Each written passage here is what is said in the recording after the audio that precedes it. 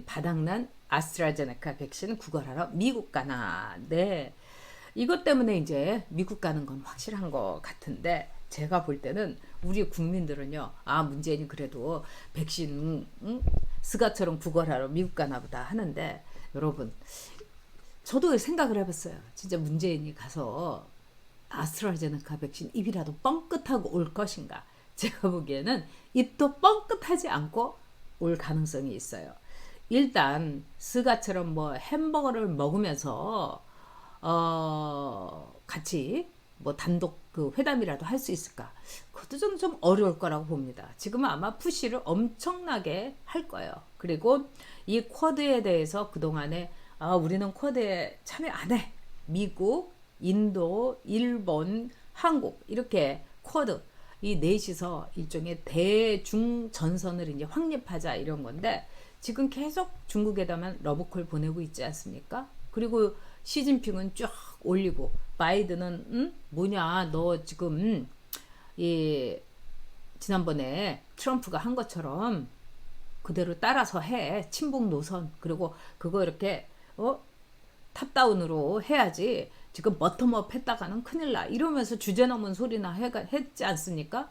거기다가 또 뉴욕 타임즈하고 이 이야기를 하면서 이 트럼프 제대로 하질 못했다 이러니까 또 트럼프가 막 승질내고 둘이서 싸우고 제가 이렇게 볼 때는 어떻게 이렇게 엉망진창일까 싶습니다. 그리고 지금 청와대 안에 외교니 뭐 이런 것들이 제가 볼 때는 아주 그냥 왔다 갔다 정말 걱정이 됩니다.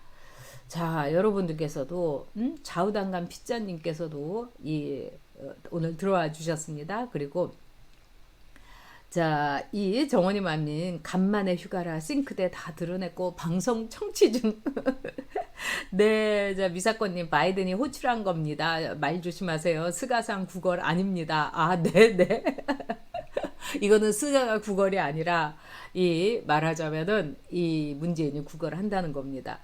자, 지금요 여러분 의견에 제가 뭐 그렇게 나쁘게 얘기하고 뭐 이럴 거 하나도 없습니다. 그리고 여러분들이 또 이렇게 의견을 올려주시면 제가 뭐 그럽니까? 그럼 얼른 받아드리겠습니다. 우리 미사건님처럼. 네, 자 율러님 쿼드 가입 안 하면 국물도 없을 겁니다. 그렇습니다. 자 근데요 이 바이든을 만나가지고 무슨 얘기를 할까?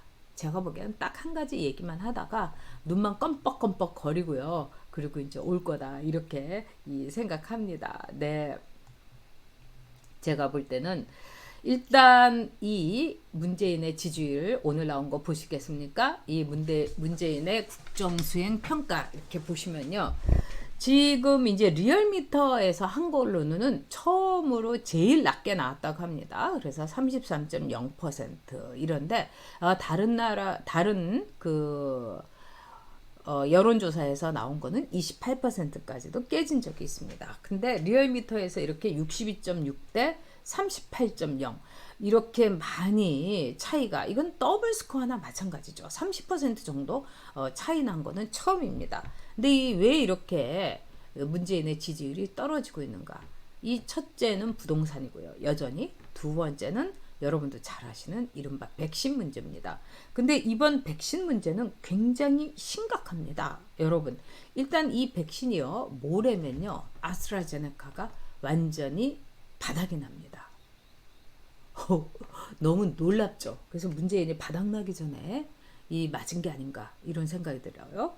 그리고 9일부터는 아예 1차 접종이 중단된다고 합니다. 그래서 지금 남은 게 이 전문가들은 20만 회분도 채 되지 않는다.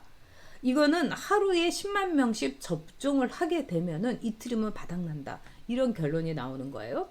근데 질병청이라든가 질병본이라든가 이 국가에서는 이 얼마의 백신이 남았는지를 지금 얘기를 하지 않고 있어요. 그러면 이 전문가들의 얘기가 뻔하다는 거죠. 맞는다는 얘기죠. 자, 뭐 9,900만 명분을 9,900병을 확보를 했다. 9,900만 병을 확보를 했다. 하지만 지금 우리나라에는 남아있는 게 없는 거예요. 자, 확보했다, 계약했다. 이러면서 계약서 하나 올려준 게 없습니다. 자, 그런 점에서 이 화이자 그 다음에 아스트라제네카 1차 접종에 완전히 차질이 생겼다. 이렇게 볼 수 있죠. 자, 그런데 미국에 대해서 이제 이달 중순쯤 이제 간다고 하는데 우리 국민들이 원하는 건 가서 아스트라제네카라도 이 받아와라. 그런데 바이든이 거기에 대해서는 거절하고 바이든이 대량의 아스트라제네카를 인도에다가 말하자면은 보내준다고 했습니다. 지금 인도의 상황이라는 거는 너무너무 큰일이죠. 그리고 일본에서도 인도 상황에 대해서 주시하고 있습니다. 왜냐? 인도에서 일종의 변이 바이러스가 아스트라제네카 되고 있고 여러분도 잘 아시지만 인도 인구는 많은데 인도의 뭐 열악한 상황 이거는 국제사회가 이제 도와줘야 되는 거죠. 그런 이제 이 상황 속에서 문재인이 바이든을 만나서 제발 아스트라제네카 우리한테 달라. 이거 먹힐 것 같습니까? 제가 볼 때는 스가가 일찌감치 가가지고요. 재빨리 이 받아 갖고 온 게 참 대단한 것 같습니다. 우리가 이번에 이 백신을 겪고 코로나 이 상태를 겪으면서 미국이 얼마나 또 대단한 나라인가를 우리가 이제 알게 된 거죠. 미국은 백신의 보유국일 뿐만 아니라 개발국인 거죠.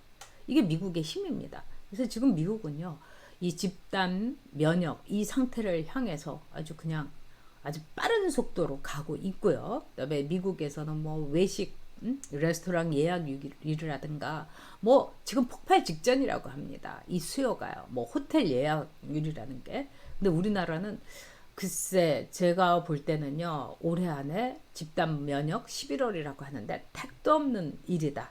이렇게 생각됩니다.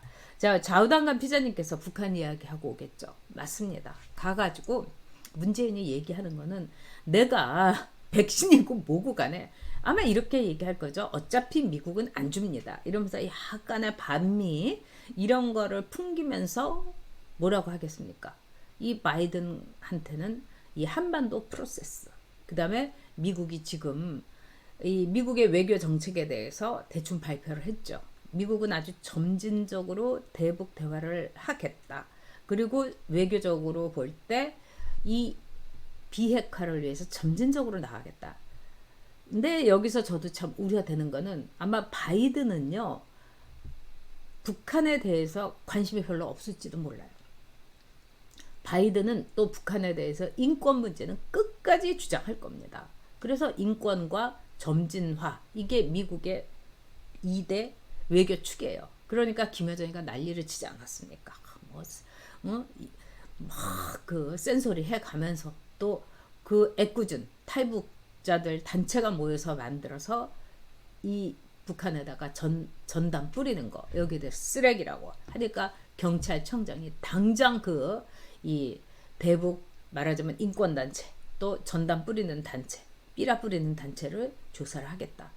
참 부끄럽습니다. 우리가 왜 세금을 냅니까 여러분? 우리는 북한에 대한 안보 그 다음에 북한에 대해서 끊임없이 우리의 자유민주주의 체제를 홍보하고 그걸 널리 알리는 이것이 바로 우리나라의 국가적인 미래 전략입니다. 근데 그거를 이 김여정이가 화를 내니까 대한민국의 경찰청장이 이 전단 뿌리는 대북 단체들 조사하겠다고 엄벌하겠다고 나오니까 저는 정말 낯이 뜨거워가지고 살 수가 없습니다.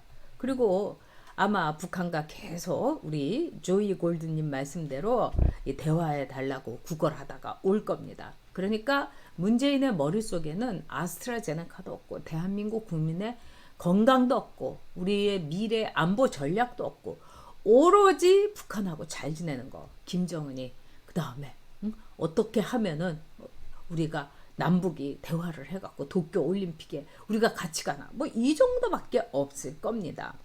자, 이 신경자님 문통 지지율 5% 내지 8% 정도 아닐까 맞습니다.